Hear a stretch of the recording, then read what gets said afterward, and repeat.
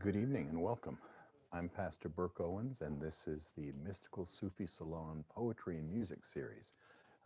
This is the second evening of this series. We're here Thursday, May 21st, 2020, in the Parsonage Garden of St. Helena, California, in beautiful Napa Valley. This is part of the St. Helena United Methodist Church, where I'm the pastor. So it's a joy to welcome you. I hope you're in a relaxed frame of mind. Maybe you've had a stressful day or challenging for everyone. We're still not out and about much. We still don't have an open church, nor do we have many open businesses, though I know things seem to be changing. I pray that we all can stay safe and well in the midst of the change and recover from our health issues and from the economy. But in any case, may music and poetry give us some peace and calm as we go forward into these next weeks and months.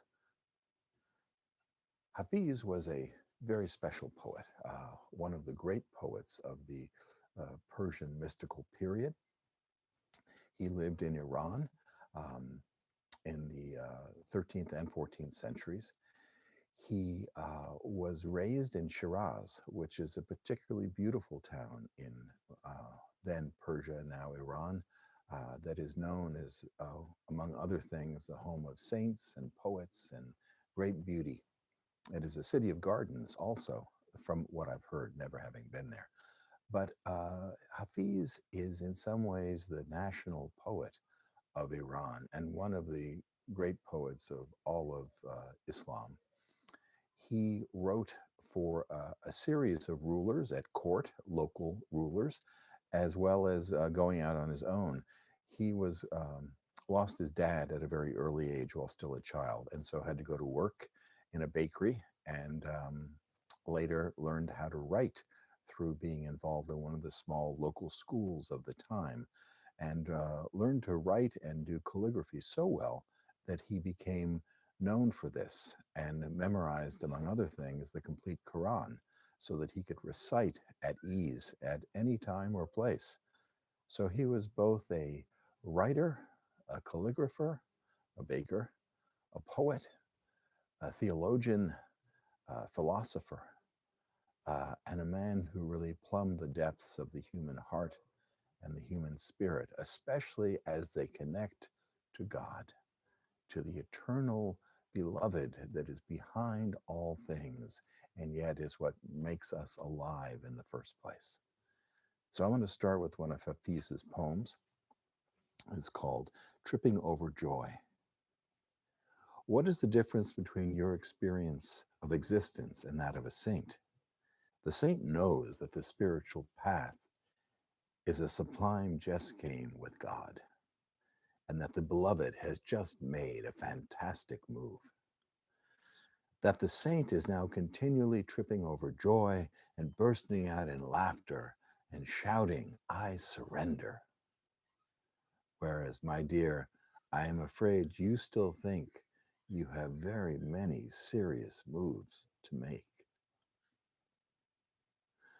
Hafiz is a trickster, a jokester, um, a passionate man, but also a cynical man. He has seen how the human condition is often powered by self interest and the desire to stay on top, whether it's a ruler or the head baker or your mother. And so he doesn't always have a lot of trust in the uh, desires of humans and how they engage with each other or what they say. He finds it often questionable. Their motives, anyway, are not clear unless you can see clearly that they are maybe motives that are stated to be for the common good or for religious freedom or for understanding, and maybe are not. So it's an interesting combination of this man of deep faith and passion and successful in the world in his field of being a calligrapher and a writer, a court scribe, but also one who was always suspicious, perhaps, of others and only let down that guard in his writing. So let's hear a few more poems by Hafiz. Actually, one other thing I would say, as I said last time, Hafiz is an incredible poet, as was Rumi, as is Attar, who we'll read next week. But the thing is that these poems were written in Persian 600, 700, 800 years ago, depending on the poet. And that is their language. That is the language that they are still recited and read in by people of that culture of the Middle East, just as we would read Beowulf in the Old English or Shakespeare in the Elizabethan English or Wordsworth in the Romantic English.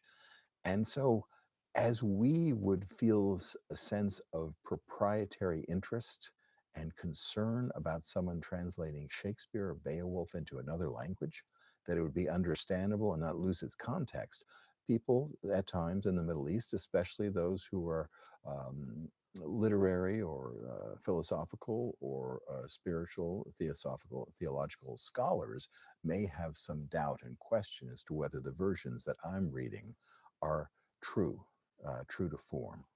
And I would say there may be a lot of truth in that, but that I don't read Persian, never mind Old Persian, nor can I speak it with any sense of understanding other than the occasional word. I choose to read versions that have been taken from the original Persian, translated into exact English, and then the poet, the American or English poet, will then take that exact translation and make it live again in a more poetic manner. So my apologies if these are taken out of context of the time and place where they were written. It is not meant with any disrespect, but it is important that the beauty that is in these words and in these images of Hafiz be shared. And if they can be shared second and third hand, alhamdulillah, this is a good thing. So, three poems on love and obsession. There is a wonderful game. There is a game we should play, and it goes like this. We hold hands and look into each other's eyes and scan each other's faces. And then I say, now tell me a difference you see between us. And you might respond, Hafiz, your nose is 10 times bigger than mine. Then I would say, yes, my dear, almost 10 times. But let's keep playing. Let's go deeper. Go deeper, for if we do, our spirits will embrace and interweave. Our union will be so glorious that even God will not be able to tell us apart. There is a wonderful game. We should play with everyone, and it goes like this. You see, elliptical quality of his writing. He starts in one place, goes to another, still returns, makes it personal, and then goes back to the beginning. Not in every poem, but this is a quality of his poetry. He's a very facile use of language and vision and image, and he has a point he's getting to. Whether we understand it or not, there is a point he's trying to make. This one is called Positions of Love.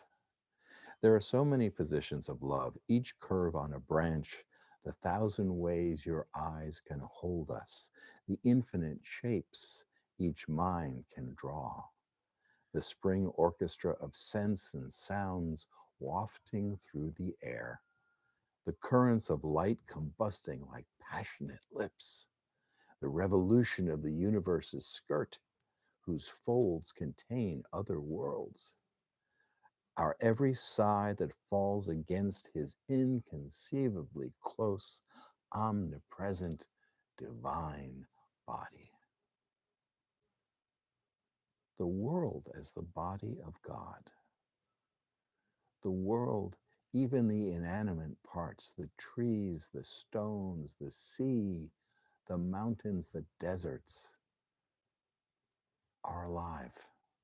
Not just alive as we think of them scientifically or as a different species than ourselves with less mobility, less intelligent mind, but alive with God's presence. For all creation is made by God and out of God. This is one of the key parts of Hafiz and the other Sufi poets. Now, Hafiz wrote, depending on who you talk to, anywhere from 400 to 800 different poems. Um, Now, these can be some of them quite long and some of them fairly short. I'm not going to be reading any really long ones because I don't want to tax you in this process. But I would suggest, if you're interested, that you look for more Hafiz. There are numerous versions out there in English, some of them more 19th century, meaning a little bit edited from the racy parts, and more specific and exact and trying to repeat the exact word in order that it was used in the original versions. But translating phonetically or exactly from one language to another always leaves something out. So I tend to go for the more modern 20th century and now 21st century versions that are around. Here's one called The Women I Love. Because the woman I love lives inside of you, I lean as close to your body with my words as I can, and I think of you all the time, dear pilgrim, because the one I love goes with you wherever you go. Hafiz will always be near if you sit before me, wayfarer, with your aura bright from your many charms. My lips could resist rushing to you and needing to befriend your blushed cheek. But my eyes can no longer hide the wondrous fact of who you really are.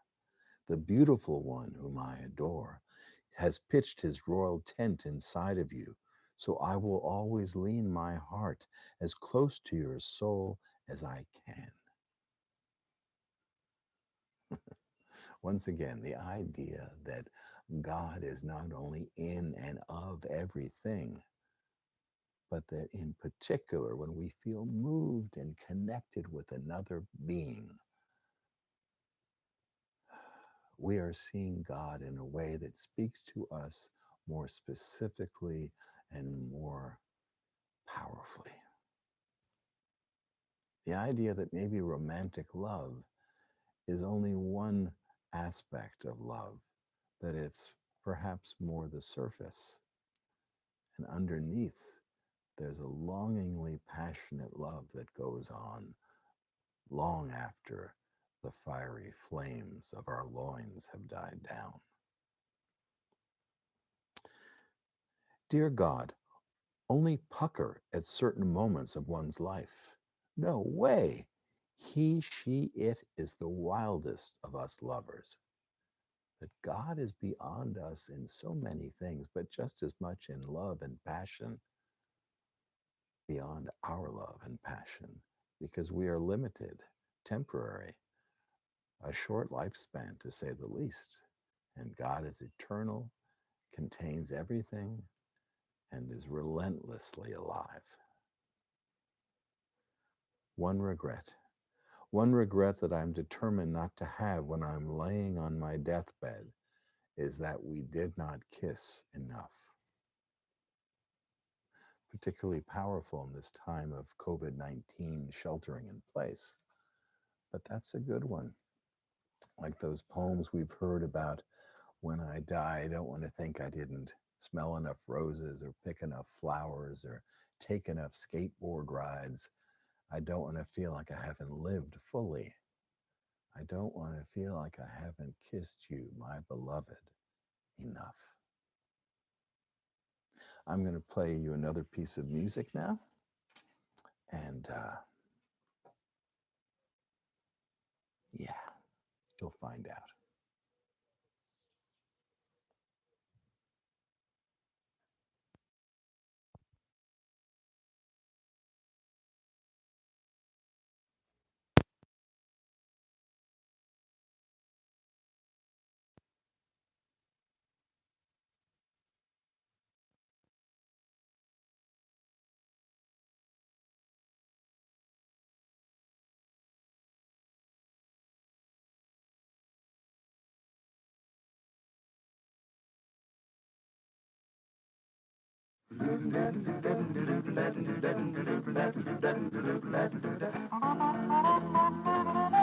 The old man of the mountain.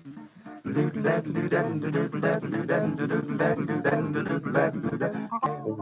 tramps along while the folks all laugh with a twinkle in his eye as he passes them by. The old man of the mountain. He wears long hair, but his feet are bare. They say he's mad as an old March hare. His cares are none, for he owes no one. The old man of the mountain. He talks with the birds when he's lonely, sleeps with the stars for a tan, while the beast spread a feast when he's hungry, and God charges no rent. He'll live as long as an old oak tree and laugh at fools like you and me. I often sigh and wish that I were the old man of the mountain.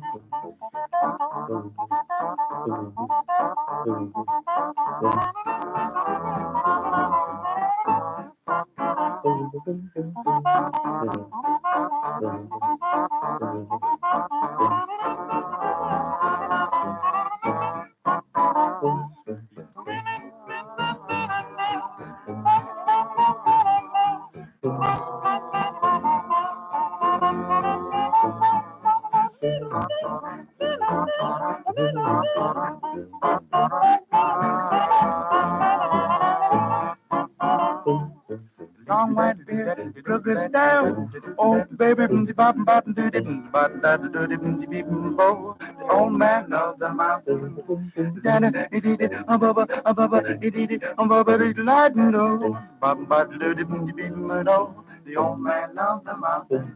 He talks with the birds when he's lonely. He sleeps with the stars for a tan. While the beast spread a feast when he's hungry. And God charges no rent. The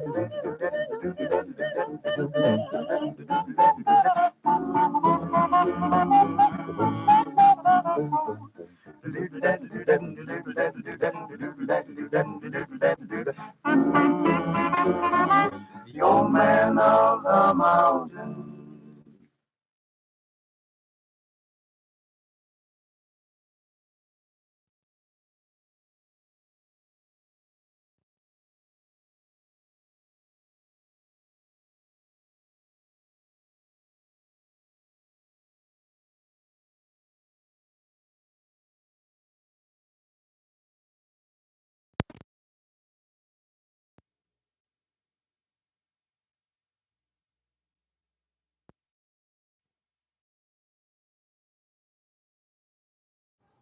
All right. We are back. I hope you enjoyed that. The Mills Brothers, The Old Man of the Mountain. That was from, I think 1932. Wonderful a cappella group, the Mills Brothers. They did stuff through the 60s, I think. But I like their older pieces in particular. And that one I chose because it really speaks to the power of nature in a very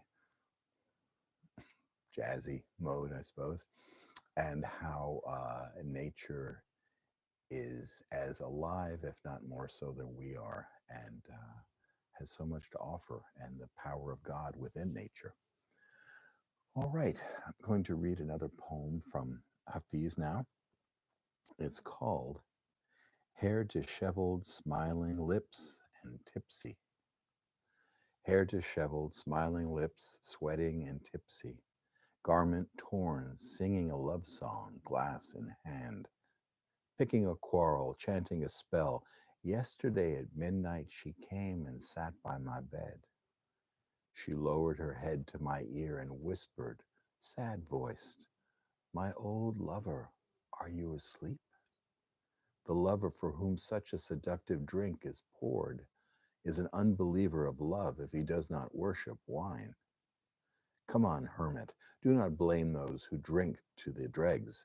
There was no other gift when God announced his mastery. The smile of the wine glass, a girl's tangled tresses, have broken many penances as they broke the penance of Hafiz. Wine and love are very strong images in Persian poetry, and in some ways more so in Hafiz than others. You know, he was a great thinker of religion, but he was really a poet as his main uh, call. Whereas Rumi was, as we heard last week, was the head of a school, a theological school, and was more consistently drawn into the specifics of the spiritual relationship with God and the religious traditions around that in Islam. Whereas Hafiz was living in the court, more worldly, as it were. So for him, the idea of wine is both a metaphor for our being able to change and grow, as well as a way to get tipsy and have fun and feel that release that for some wine or other intoxicants can give. And the beauty of a woman, of a girl, is also something to be seduced and awed by, moved by. The power and passion of sexuality is something that you find in Hafiz more so than in many of these other poets. But there are also pieces he spoke about. As I said, he was not the most trusting of people in some ways, for as far as we know. He was somewhat cynical about society and people in general. So here's some that he wrote about that aspect of the life he led. Although our preacher will not like to hear such honesty, he'll never be a Muslim while he's such a Pharisee. Learn to get drunk, be a gentleman, not some dumb animal that cannot drink a drop of wine or be a man at all. The essence must be unalloyed to make his grace our own. Or from our clay no pearls will come, nor coral come from stone. The Almighty shall fulfill his will. Rejoice, my heart, no con or deviltry can turn a demon into a Solomon. Mine is the noble art of love. I hope against belief this craft won't bring, as others brought, despondency and grief. Last night he said, tomorrow I will grant your heart's desire. God, let him have no change of heart, nor let him be a liar. May God add a good heart to all your physical attraction, so you'll no longer torment me with harrowing distraction. Hafiz, unless a mote of dust aspires to a lofty height, it is not drawn to the true font from which the sun draws light. He's speaking about the position someone might hold does not mean that the way they appear on the outside is the way they are on the inside. Um, the burnished jars of the Pharisees, as I think Jesus speaks of them, that look so clean and saintly and holy and pure on the outside and are full of disease and distrust and avarice on the inside. Some of these concepts, some of these issues are eternal. They never truly go away. Here's one called Wine, People, and Religious Beliefs. Hey, come, let's scatter flowers around and fill the chalice up with wine. We'll crack the heavens' vault in half and hew a wholly new design. When sorrow's armies mobilize to skiver lovers with her pikes, the serving boy and I destroy their camp with punchy counterstrikes. Here, put rose water in the wine and sugar in the censer there to sweeten up the scent we sense upon the incense bearing air. Hey, songster, with your fine tuned lute, strum us a fun and tuneful song. We'll stamp our feet, carouse and dance, and clap to the beat and sing along. O dawn wind, bear the low born dust of my existence to the place of his high majesty. Perhaps I'll see his splendor face to face. This blowhard boasts of intellect, that one spells of mummery. Why don't we take their judgment to court and let the judge decree? If what you want is paradise, come on and join me in the bar. I'll zonk you from a liquor cask into the basin of Cathar. Hafiz, the arts of verse and song are out of fashion in Shiraz. Go seek a more receptive realm, a court more loving in its laws. So he was often in bad relationship with the court and was told to leave town more than once, threatened with arrest more than once. And it is said that at the end of his life, when Tamerlane, the conqueror, came to town, came to Shiraz, and he met Hafiz, so the story says. And Hafiz spoke poetry to Tamerlane to show him that he was a brutal barbarian who had no understanding of the rights and the power of religion or of society, that he was the worst of an abusive conqueror. Tamerlane, of course, didn't like this, but Hafiz made such a good point in his poetry of it that he couldn't help but let him go. Still, Hafiz was not known for getting along with everyone and was often on the outs with this ruler or this court or this patron or another. As you can get a sense in here, he called it as he saw it. I'm going to read you one more and then we'll play another piece of music.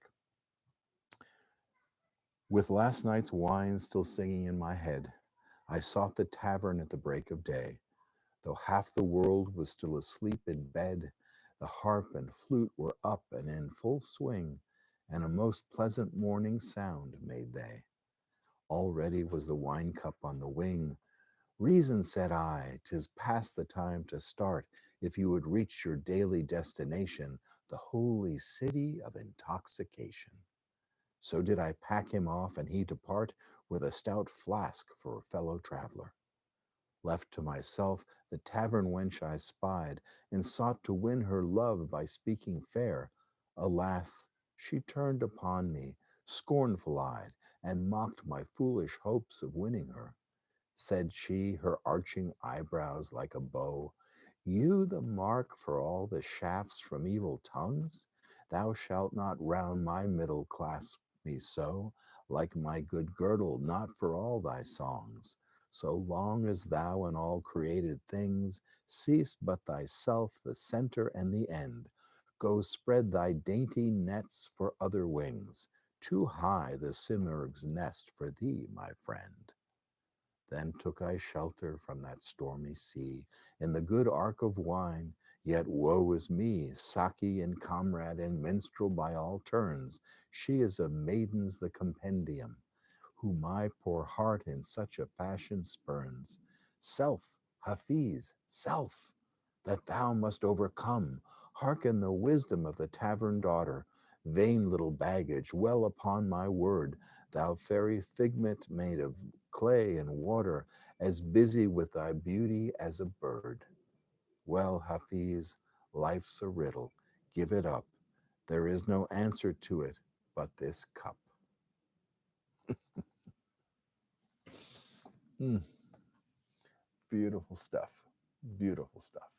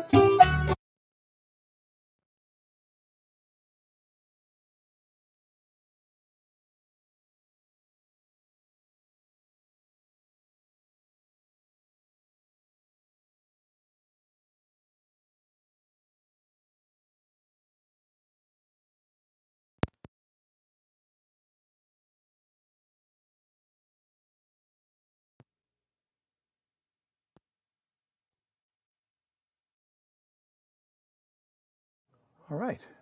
I hope you enjoyed that. That was by the great Cuban jazz bass player, Cachao. And it was called, well, I forget what it was called, but it's a very good piece. I recommend his work uh, hugely. He has a real lyrical rhythm and poetry to his music that is very intoxicating. All right, so now we'll move on. We'll try another Hafiz poem. See where he's going to take us next. It's about love, so that's quite ideal. I see no love in anyone. Where then have all the lovers gone? And when did all our friendships end? And what's become of every friend? Life's waters muddied now, and where is hitter to guide us from despair? The rose has lost its coloring. What's happened to the breeze of spring? 100,000 flowers appear, but no birds sing for them to hear.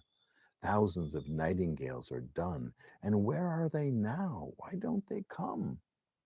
For years, no rubies have been found in stony mines deep underground. When will the sun shine forth again? Where are the clouds brimful of rain? Who thinks of drinking now? No one. Where have the roistering drinkers gone? Now no one says to loves to be enamored of life's mystery. What's happened to our lovers who know and delight in what is true? This was a town of lovers once, of kindness and benevolence. And when did kindness end? What brought the sweetness of our town to naught? The ball of generosity lies on the field for all to see. No reader comes to strike it. Where is everyone who should be there? Silence, Hafiz, since no one knows the secret ways that heaven goes. Who is it that you're asking how? The heavens are evolving now. Um, with Hafiz, there is often a strong sense of melancholy, along with that aspect of cynicism that I mentioned already. He is a man who has been wounded in love, wounded in his attempts to survive, hurt as he is striven through life. And he is, it's left his marks on his heart, on his soul, on his mind. And so there are times when he is very much in mourning life. And it's hard to tell in some of those poems whether it's something happening outside, something of the society and culture at the time, and or if it's just his own tendency to have great highs and great lows in his emotional world. Here's another one on love. Your love should never be offered. Love sometimes wants to do us a great favor, hold us upside down and shake all the nonsense out. Your love should never be offered to the mouth of a stranger, only to someone who has the valor and daring to cut pieces of their soul off with a knife. Then weave them into a blanket to protect you. Stay close to any sounds that make you glad you are alive. Ever since happiness heard your name, it has been running through the streets trying to find you. I wish I could show you when you are lonely or in the darkness the astonishing light of your own being. There are different wells within your heart. Some fill with each good rain, others are far too deep for that. Fear is the cheapest room in the house. I would like you to see living in better conditions. Even after all this time, the sun never says to the earth, "You owe me." There is no pleasure without the bite of bitterness. That is perhaps an excellent example of how love is attractive, destructive, overwhelming, beautiful and intoxicating, devastating and deadly, all at once. Someone who has the valor and daring to cut pieces of their soul off with a knife, to weave them into a blanket to protect you. That one, I wish I could show you when you were lonely or in the darkness the astonishing light of your own being. Yes, may in this time of sheltering and worry and disease and so much, may we remember to see that astonishing light of our own being, or at least remember that it's there, even if we can't see it or experience it now. Know that it is there, and one day we will. We will find it and know ourselves for the first time, really. I'm going to play you another piece of music now. And this is, I think, by Antonio Carlos Jobim. And it's a nice, sort of sad, triste bossa nova number.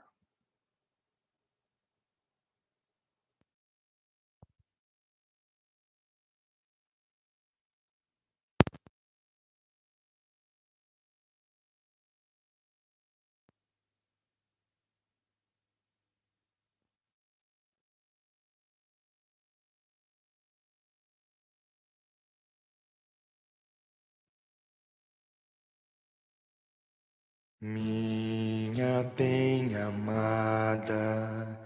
quero fazer de um juramento uma canção.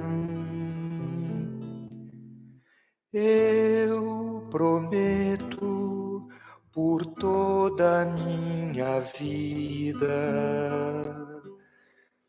ser somente teu e amar-te como nunca ninguém jamais amou ninguém. Minha bem-amada, estrela pura aparecida, eu te amo e te proclamo o meu amor, o meu amor, maior que tudo quanto existe. Oh, meu amor.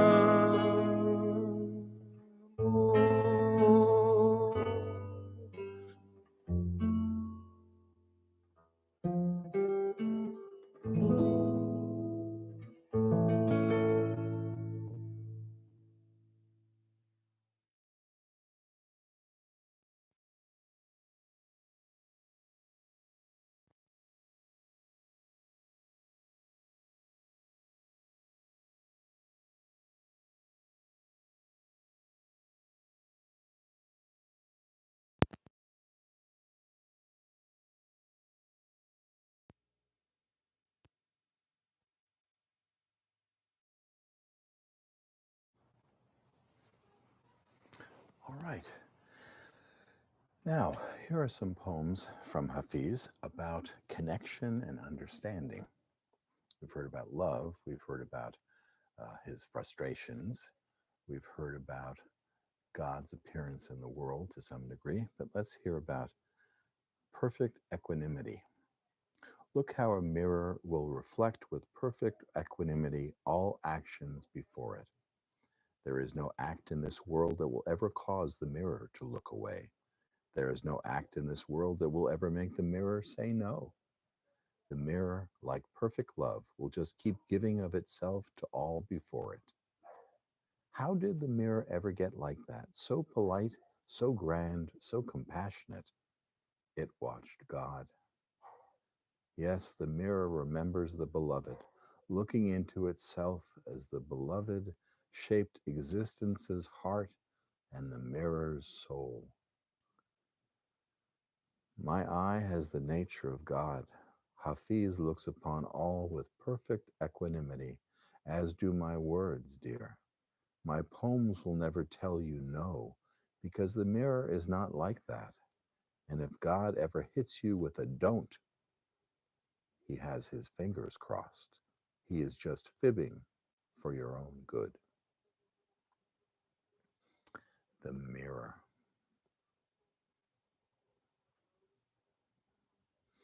This is one called the zikr circle.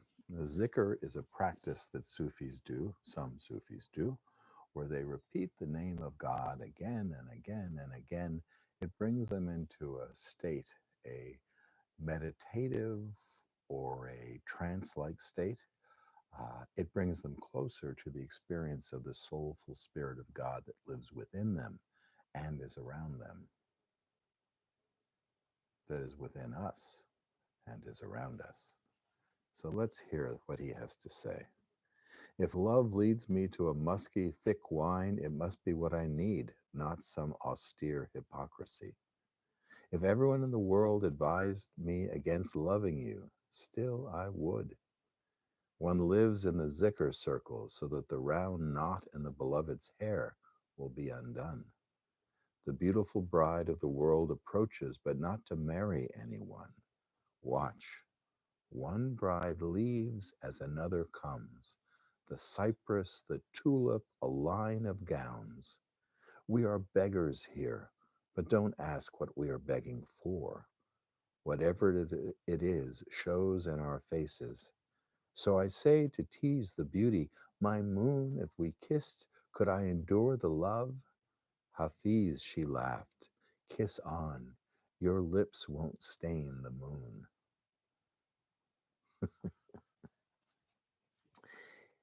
These kinds of poems take those elements of romantic love that we've heard so often in song and literature and other poetry and literature, and we share amongst ourselves, of course.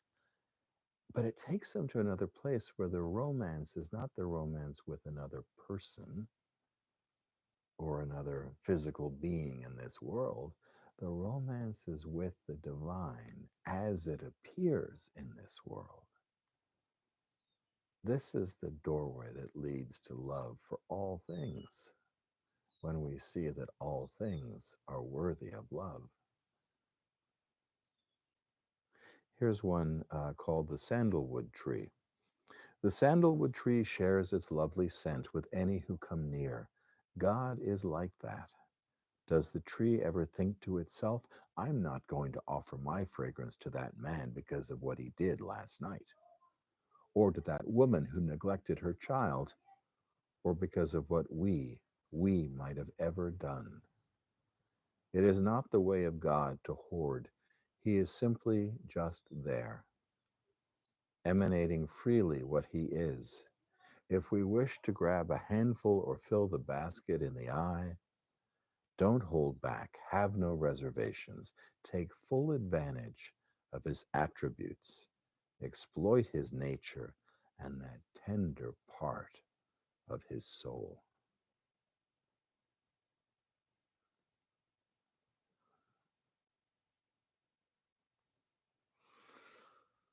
Once a man came to me and spoke for hours about his great visions of God he felt he was having. He asked me for confirmation, saying, "Are these wondrous dreams true?" I replied, "How many goats do you have?" He looked surprised and said, "I'm speaking of sublime visions, and you ask about goats?" And I spoke again, saying, "Yes, brother, how many do you have?" "Well, Hafiz, I have 62. "And how many wives?" Again he looked surprised and then said, 4. "How many rose bushes in your garden? How many children? Are your parents still alive? Do you feed the birds in winter?" And to all he answered. Then I said, "You asked me if I thought your visions were true. I would say that they were if they make you become more human, more kind to every creature and plant that you know."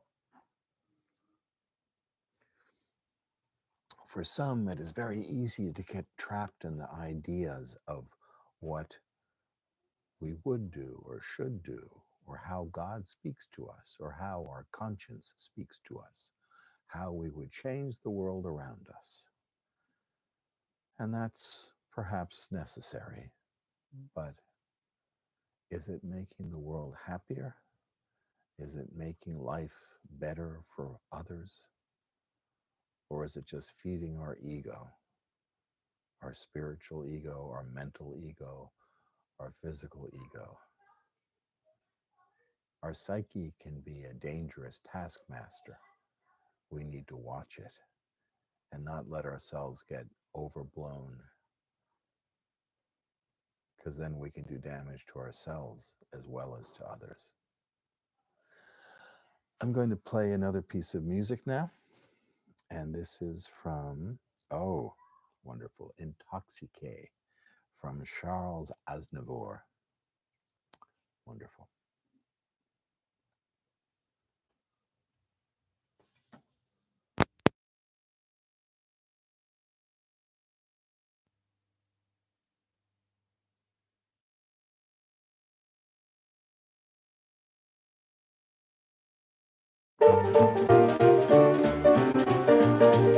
Tu m'as fait goûter au poison de ton amour, tout en toi bossé des nuits des jours.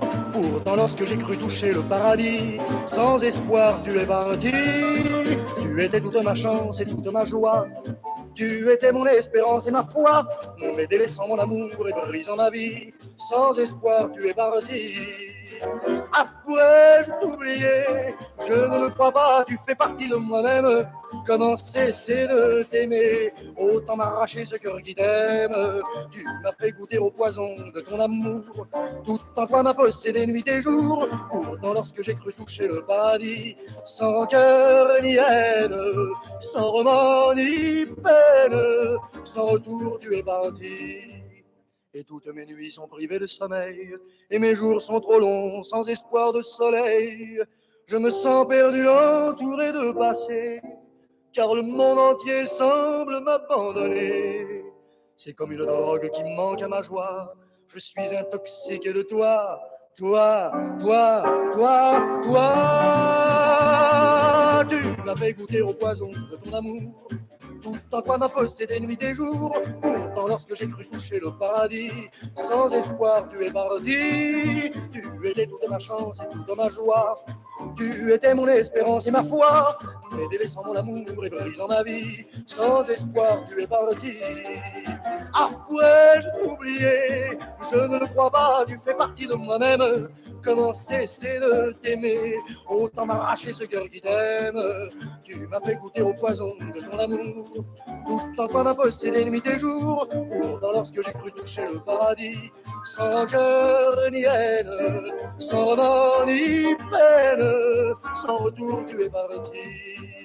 Ma tête est intoxiquée, mes yeux sont intoxiqués, ma bouche est intoxiquée, mon corps est intoxiqué, mes bras sont intoxiqués, mon cœur est intoxiqué, mon âme est intoxiquée, ma vie est intoxiquée, tout en moi tu vois est intoxiqué de toi.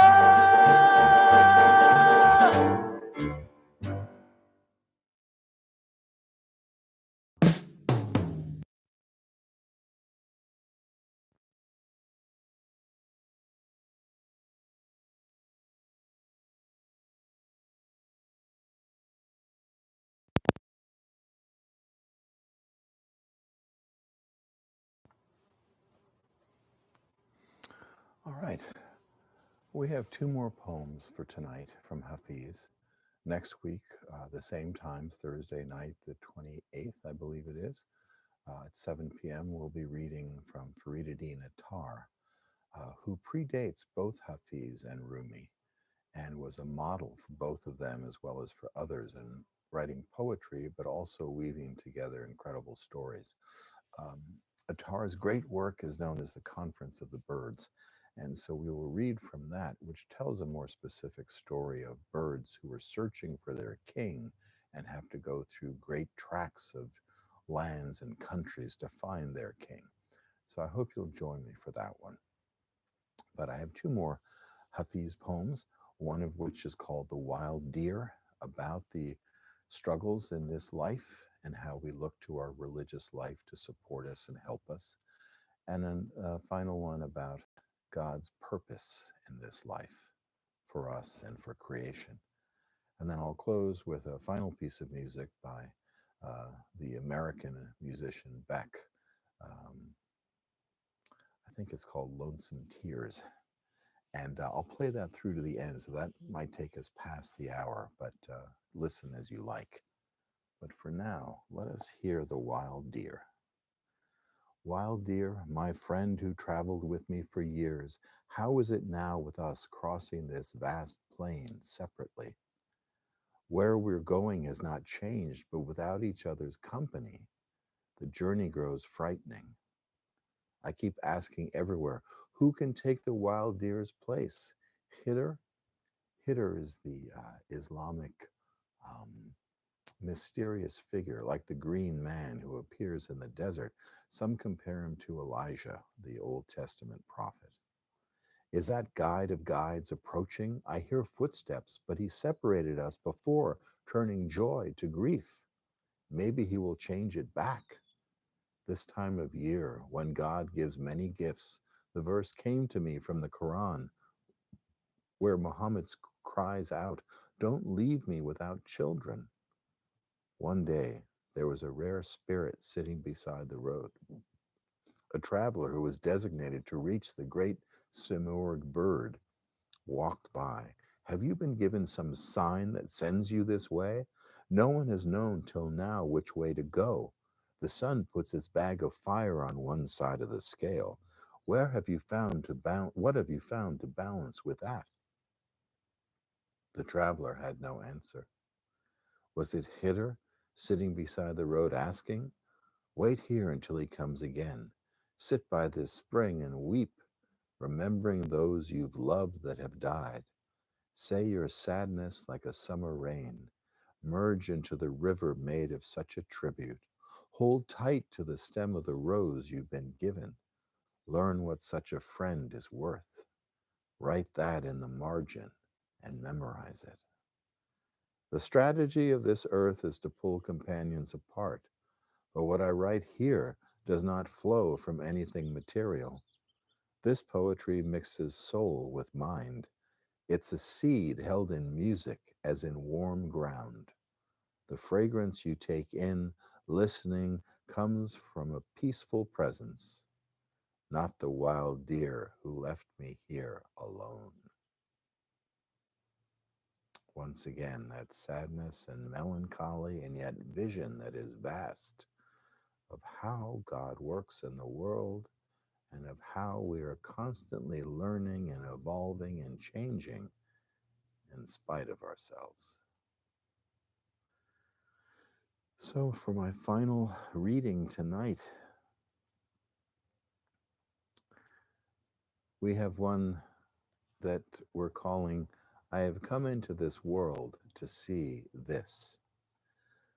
I have come into this world to see this, the sword drop from men's hands, even at the height of their arc of anger. Because we have finally realized that there is just one flesh to wound, and it is his, the Christ's, our beloved.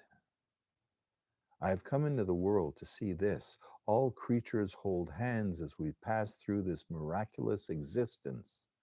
We share on the way to an even greater being of soul, a being of just ecstatic light, forever entwined in a play with him. I have come into the world to hear this. Every song the earth has sung since it was conceived in the divine's womb and began spinning from his wish. Every song by wing and fin and hoof, every song by hill and field and tree and woman and child, every song of stream and rock, every song of tool and lyre and flute, every song of gold and emerald and fire. Every song the heart should cry with magnificent dignity to know itself as God. For all other knowledge will leave us again in want and aching, only imbibing the glorious sun will complete us. I have come into this world to experience this. Men so true to love, they would rather die before speaking an unkind word. Men so true their lives are his covenant, the promise of hope. I have come into this world to see this, the sword drop from men's hands, even at the height of their arc of rage, because we have finally realized that there is just one flesh we can wound.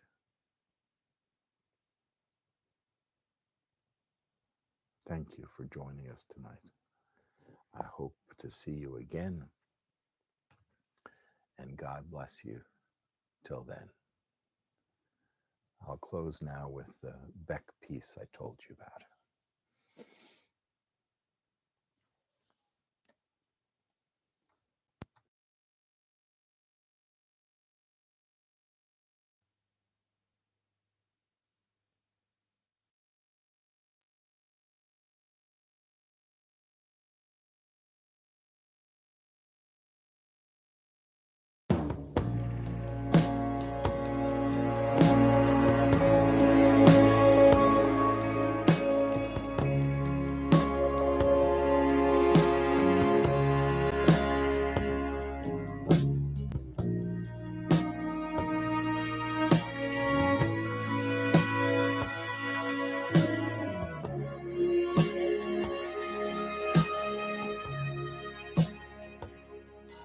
some tears. I can't cry them any. I can't think of what they're for. And they ruin me every time.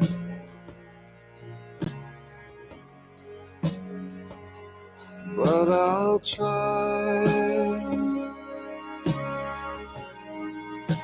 I'll leave behind some days. These tears just can't erase. I don't need them anymore.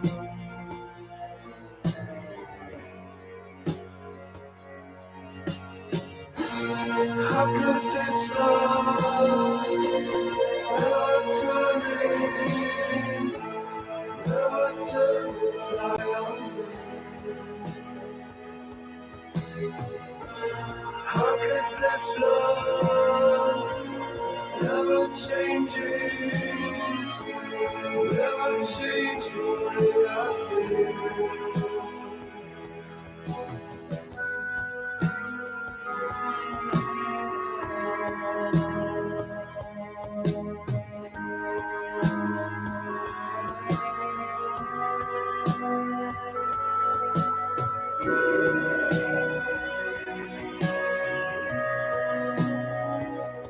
Lazy sun, your eyes catch the light with promises that might come true for a while.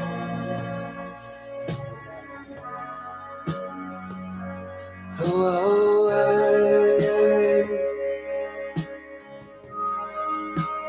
farther than I should, harder than I could, just to meet you there.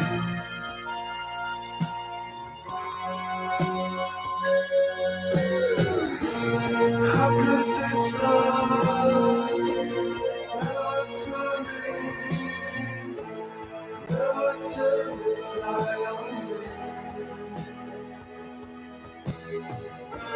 How could this love never change it, never change the way I feel?